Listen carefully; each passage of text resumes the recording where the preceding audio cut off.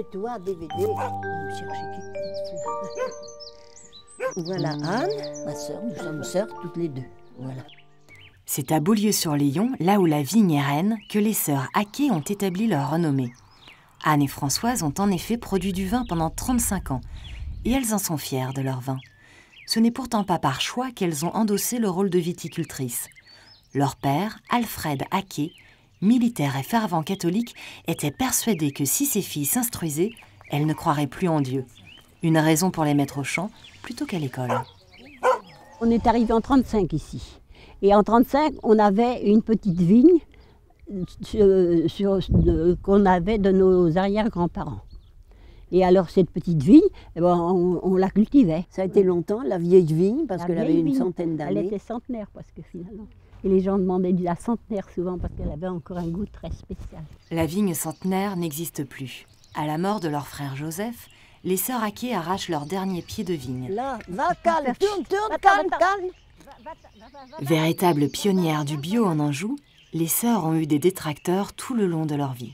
Cela ne les a pas empêchées de persévérer dans leur choix et de faire de leur vin une vraie légende. Ne dit-on pas encore aujourd'hui, c'est l'occasion de déboucher un Haquet. Merci bien. Alors vous voyez déjà, il est limpide, il est authentique. Vous voyez, c'est marqué sur le bouchon, 1987, c'est bien sûr, et on en a de plus anciens encore. Alors donc 1987, on a été en viticulture, et là, sans aucun additif, c'est un... Attends, je vais goûter, va.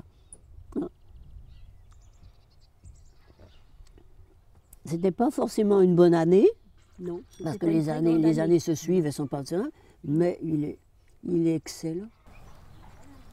On nous critiquait, les autres viticulteurs disaient bah, ils font du vinaigre. Parce qu'ils disaient, avec leur vin, il faut leur casser la gueule à ceux-là. Ben oui. Même moi, j'ai entendu même un du village qui disait des gens comme vous, on devrait les tuer. Je l'ai entendu de notre village. Des gens très gentils. Très gentils, qui sont très bien. Ils le pensent.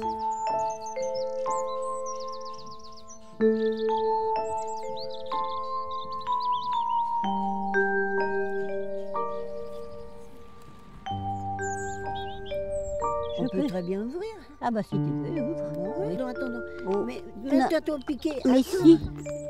Voilà. Voilà. Tu vas pas sortir, toi.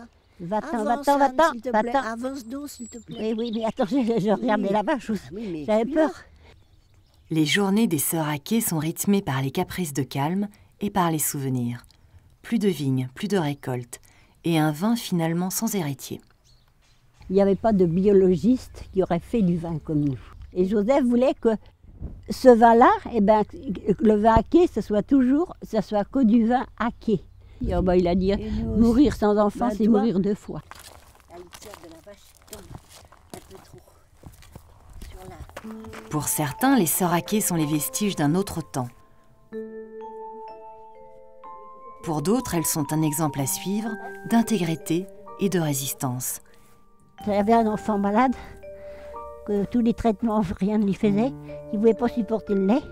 Et puis le médecin, qui d'ailleurs était notre médecin aussi, il disait allez donc chez Haquet, parce que vous verrez. Et en effet. Défendant la vie contre tous les poisons.